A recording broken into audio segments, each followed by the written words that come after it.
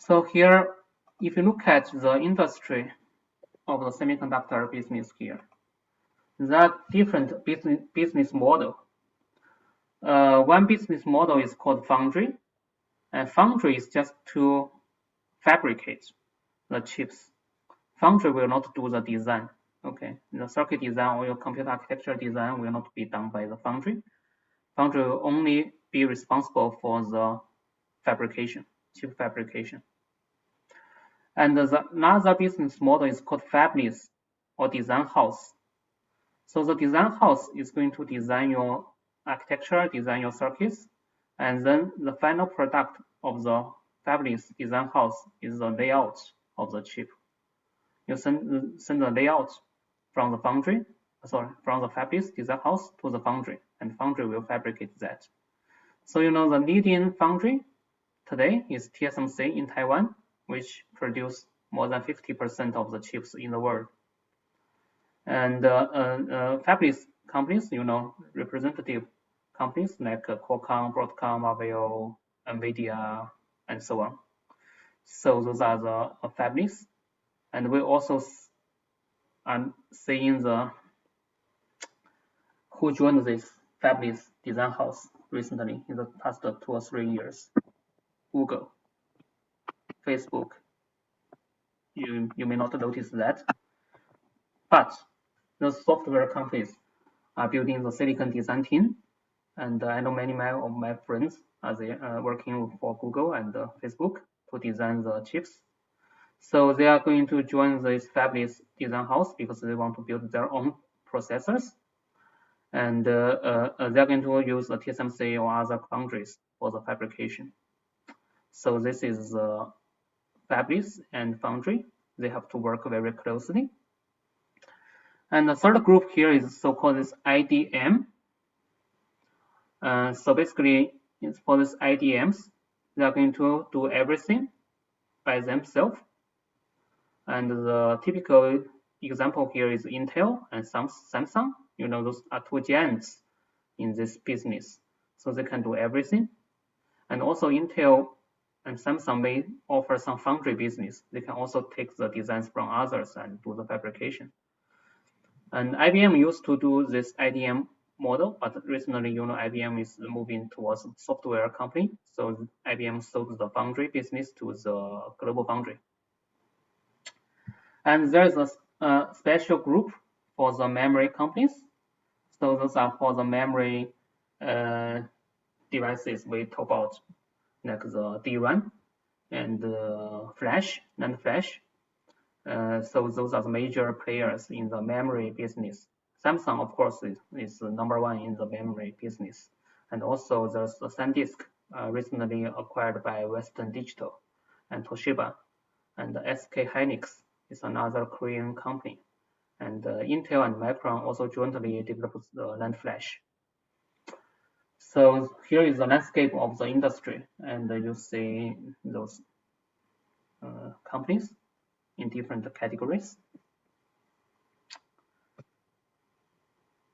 And if you look at the US fabrication site, so here is a map, and unfortunately here Georgia we don't have any business, and Intel's R&D is in the Portland, and Intel also has a manufacturing site in Phoenix, and Micron has their R&D in the Boise, Idaho. And in upstate New York, mostly is Global Foundry and IBM. And I think TI has some fabs in Texas, and also Samsung has fabs in Austin. So this is a distribution of the manufacturing capability in US. And the next, we are going to show a ranking of the semiconductor companies in terms of the revenue. This is like 2006. At that time, you see Intel is number 1, Samsung is number 2, and TI, Texas Instrument, is number 3, And also you see some European company, ST, Microelectronics, and Japanese company, Toshiba. So at that time, TSMC is still not top 5. And this is more than 10 years ago. But in the past 10 years, the industry has changed a lot. So let's look at the changes. So 2006 to 2010. So you see that still Intel number 1, Samsung number 2, here Toshiba number 3, but you see that TSMC is ramping up and become number 4, and the TI is dropping here. And for the first time, you see Qualcomm move to top 10. This is the the start of the mobile business, smartphone business.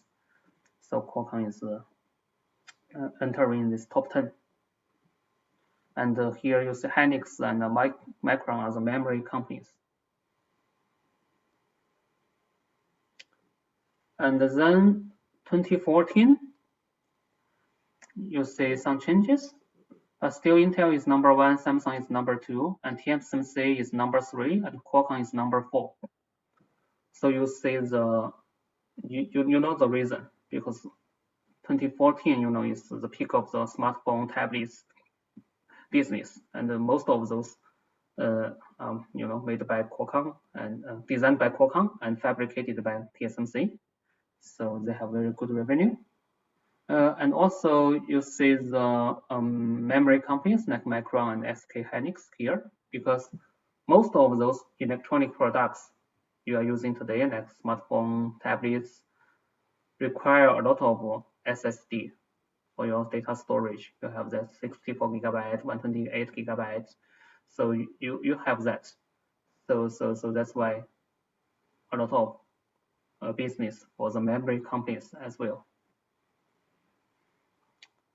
And then recently, like 2018, so Samsung becomes number 1. Okay, Intel recently has some troubles in the scaling, so they lag behind the Samsung and TSMC.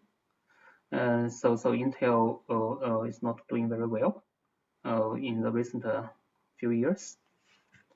And then memory companies are rising up, like SK Hynix, Micron, because of the big demands in the memory products, like the DRAM and the NAND flash. And you also see like NVIDIA is coming up because of the GPU. So this is a recent trend, and GPU is used for machine learning acceleration. All right, so a quick summary. CMOS scaling is continue, but we see it's becoming more and more challenging in the next few years.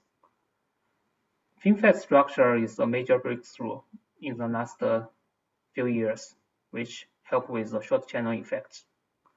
And the fabless companies are growing rapidly, and also we see the memory companies recently revived. And the semiconductor industry consolidation is increasing in the recent years. So in the recent years, many consolidations happening. For example, the SanDisk was acquired by Western Digital, and Qualcomm is discussing to buy NXP, and I think Micron acquired one of the Japanese company called Ipida. So there are many changes in the industry due to this consolidation. All right, so this is the summary. Any questions?